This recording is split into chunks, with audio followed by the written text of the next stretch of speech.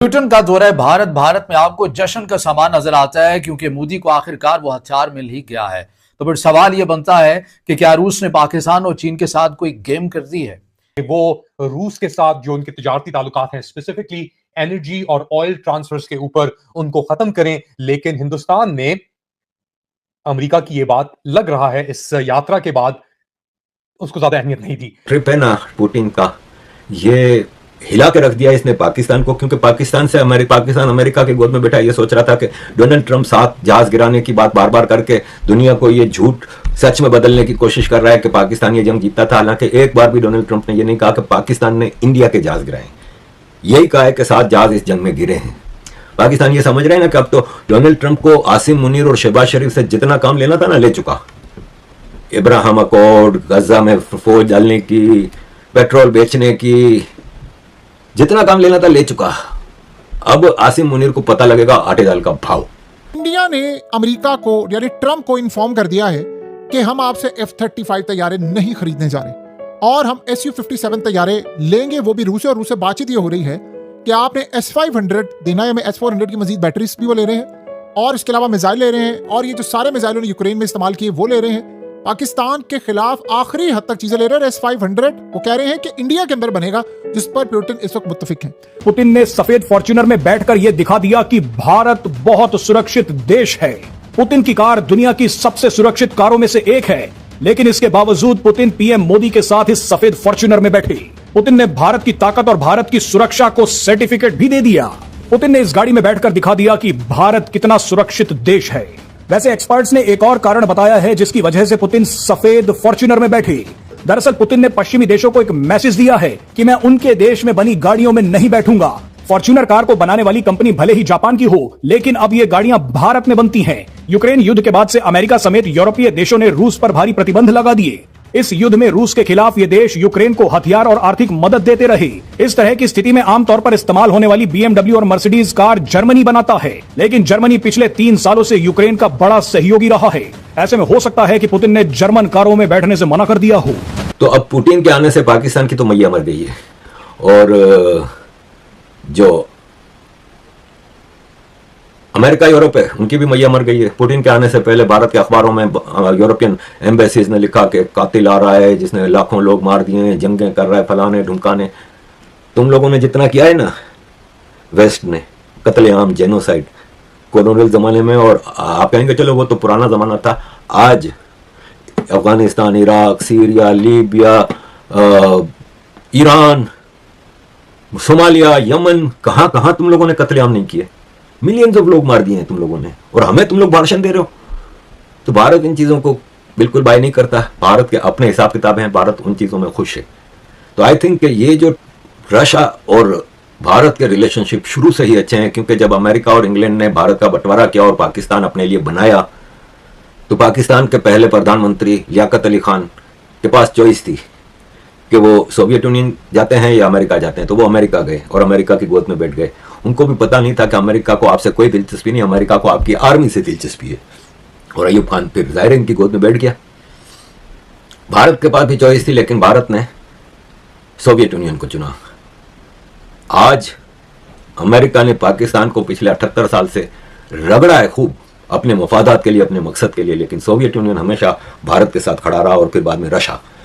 Putin की भारत यात्रा इस समय दुनिया की सबसे बड़ी खबर है और इस खबर से सबसे ज्यादा परेशान पाकिस्तान और पाकिस्तान का अब्बू अमेरिका है, जो भारत को रूस से तेल न लेने के लिए महीनों से जोर लगा रहा है। लेकिन भारत मानने को तैयार नहीं है, बल्कि भारत ने रूस से और ज्यादा व्यापार करने का लक्ष्य बना लिया है, जो ट्रंप के मुंह पर एक तमाचा है। भारत ये सब कुछ अपने हितों के लिए कर रहा है, क्योंकि भारत अमेरिका जैसे धोखेबाज देश पर भरोसा नहीं कर सकता है। इसलिए भारत को रूस से और ज्यादा संबंध अच्छे बनाने होंगे। अमेरिका भारत को जितना दबाने की कोशिश करेगा, भारत उतना ही अमेरिका से दूर जाएगा। भारत अमेरिका के सामने खड़ा रहा तो भले ही भारत को कुछ बिलियन डॉलर का नुकसान हो जाए, लेकिन फिर अमेरिका भारत को एक बड़ी इकोनॉमी बनने से नहीं रोक पाएगा। अमेरिका ट्रेड को लेकर भारत की पूरी मार्केट चाहता है, उसी अमेरिका को भारत की हथियार मार्केट से बाहर होना पड़ेगा। इसका मतलब ये हुआ कि भारत अमेरिका को न तो अब कोई बड़ी डील देगा और न ही अमेरिका पर भरोसा करेगा। अमेरिका को जो करना है वो कर ले, भारत अपने हितों से समझौता करने वाला नहीं है। पुतिन हिंदुस्तान पहुंचे हैं और वो बात कर रहे हैं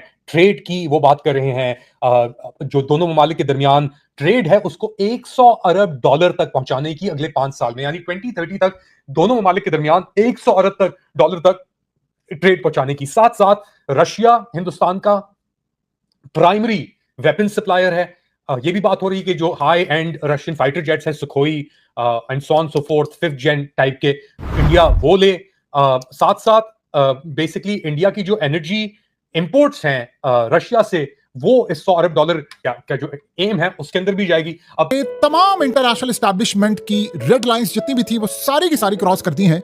यूक्रेन जंग छिड़ने के बाद तकरीबन आप समझ लें टोटल अगर कहें 4.5 साल के बाद रूस के सदर पुतिन ने भारत का विजिट किया और वो भारत के दौरे पर पहुंच चुके हैं। मोदी ने उनका इस्तकबाल किया। पूरा भारत इस वक्त सड़कों पर जश्न मना रहा है क्योंकि इस वक्त की सूरत हाल ये है, यूरोप से लेकर अमेरिका से लेकर दुनिया की तमाम ताकतें इस वक्त ये समझ रहे हैं कि मोदी ने रेड लाइन हमारी क्रॉस कर दी है, क्योंकि पुतिन को दुनिया में कहीं भी नहीं बुलाया जाता। सिर्फ चाइना एक ऐसा मुल्क है जहां बुलाया जाता है, या ईरान। और आपको पता है चाइना, ईरान, नॉर्थ कोरिया ये सारे एक ही ग्रुप में हैं। अब इंडिया ने इस वक्त नाराज किया है और उन्होंने इंटरनेशनल एस्टैब्लिशमेंट के जितने लोग हैं उनकी एक रेड लाइन है उसको क्रॉस किया है। कतर में यूनाइटेड नेशन सिक्योरिटी काउंसिल में जब भारत पाकिस्तान वॉर थी तो रेजोल्यूशन अमेरिका ने पेश किया था कि भारत फौरन अपने फौजी वापस बुलाए वेस्ट और ईस्ट पाकिस्तान से। उस रेजोल्यूशन को 3 बार 9 दिन के अंदर 3 बार वो रेजोल्यूशन पेश हुआ और तीनों बार सोवियत यूनियन ने वीटो किया और इससे पाकिस्तान को सरेंडर करवाने में भारत को आसानी हुई। अगर वो वीटो ना होता तो भारत के लिए मुश्किल हो जाती। तो सोवियत यूनियन हमेशा भारत के साथ खड़ा रहा है और यही वजह है कि प्राइम मिनिस्टर नरेंद्र मोदी ने डोनाल्ड ट्रंप के सारे प्रेशर को सस्टेन करते हुए रशिया के साथ ताल्लुकात कायम रखे। पेट्रोल खरीदा जा रहा है दबा के, और हथियारों की बात आई तो अमेरिका चाहता है कि भारत है ना रशिया से पेट्रोल भी ना खरीदे, हथियार भी ना खरीदे, और भारत पेट्रोल भी अमेरिका से खरीदे और हथियार भी अमेरिका से खरीदे। पाकिस्तान अमेरिका से पेट्रोल खरीद रहे, जबकि सऊदी अरब, कतर, कुवैत, इमारात पाकिस्तान को बहुत सस्ते में पेट्रोल देते हैं। और फिर सोचें कि डिस्टेंस कितना है, क्योंकि ट्रैवल एक्सपेंसेस बहुत महंगे होते हैं, ये जो टैंकर आते हैं पेट्रोल के और गैस के और डीजल के। लेकिन पाकिस्तान ट्रंप की गोद में बैठा हुआ है, तो ट्रंप को खुश करने के लिए 2 कंसाइनमेंट आ चुकी हैं पाकिस्तान में पेट्रोल की। अमेरिका से कितना दूर से आता है सोचें, 3 गुना भाव उधार में मिल रहा है। तो उधार में तो आपको ये भी देते हैं अरब कंट्रीज भी। भारत ने कहा हमारे पास फर्स्ट क्लास चॉइस है, हम अपना देखेंगे कि तुम लोगों का देखेंगे। हम रशिया से खरीद रहे हैं, फर्स्ट क्लास सस्ते में मिल रहा है हमें। और ना भी हो रशिया अगर एक मिसाल है, तो हमारे पास अरब कंट्रीज है, हम यहाँ से खरीदेंगे, जरूर तो अमेरिका से खरीदेंगे। और रहा सवाल हथियारों की बात, तो सोवियत यूनियन जब आपको हथियार देता है ना, तो टेक्नोलॉजी भी देता है, और भरोसे वाले हथियार होते हैं। अमेरिका तो हथियार देता है, टेक्नोलॉजी नहीं देता। सब चीज़ अपने बटन रखे होते हैं अपने। आजकल तो आपको पता है टेक्नोलॉजी एक बटन के ऊपर चलती है। इस ट्रिप में भारत के पास ऑलरेडी 400 किलोमीटर की रेंज वाला S-400 है। अब S-500 मिलेगा जिसकी 500 से 600 किलोमीटर की रेंज है। एटीट्यूड उसका 30 किलोमीटर है, इसका 200 किलोमीटर है। ये टारगेट करता था, S-400 जो है वो एयरक्राफ्ट और ड्रोन्स को टारगेट करता था। ये S-500 है, ये सब चीज़ों को, आसमान में जो भी चीज़ है, बैलिस्टिक मिसाइल, हाइपरसोनिक मिसाइल, सबको टारगेट करेगा। मतलब डिटेल आपको टेक्निकल में क्या बताऊं, लेकिन ये है कि इसके अलावा Su-57 फाइटर 112 वो मेक इन इंडिया होंगे। ये S-500 मिसाइल भी मेक इन इंडिया होंगे, टेक्नोलॉजी बाकायदा ट्रांसफ़र होगी। तो मुझे ये बताएं कि भारत के लिए क्या ज़रूरी है।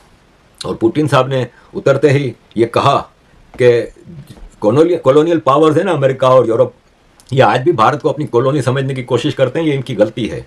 भारत एक सुपर पावर है, कॉलोनियल एसेट्स नहीं है अब।